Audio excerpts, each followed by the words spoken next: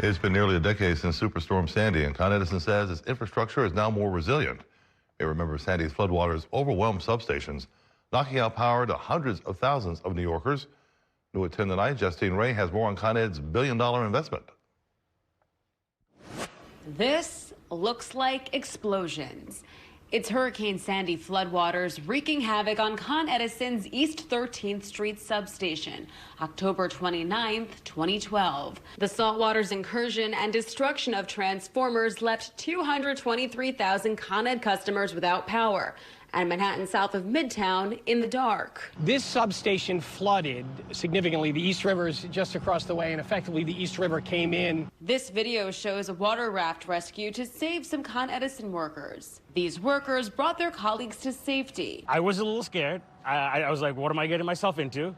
But, it had to be done because, there are people in here that need to be taken out. The flooding at this substation and two others in Manhattan left close to 1 million customers without power in the city for a week. The repairs took so long in part because Sandy hit the whole region, debilitating Con Ed's mutual aid agreements with nearby states. Now the utility has 100 new bucket trucks stored inland for repair workers to be flown in from all over the country. As the city marks 10 years this month since Hurricane Sandy hit, Con Edison wants the public to know it's invested $1 billion to make its infrastructure more resilient to future storms than ever before. That includes raising crucial technology like moving a new control center to a higher elevation. We did it in phases to make sure that, reliability of the station continues. The upgrades include building walls and moving many overhead lines underground. Con Ed CEO Tim Cawley says smart switches will enable the utility to bypass compromised lines and facilities. I wouldn't be able to predict exactly the nature of the storms. I can tell you, though, that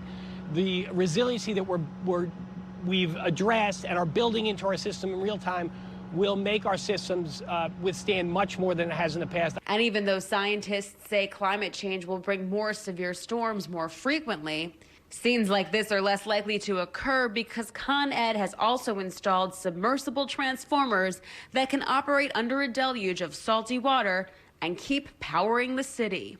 In Manhattan, Justine Ray, New York 1.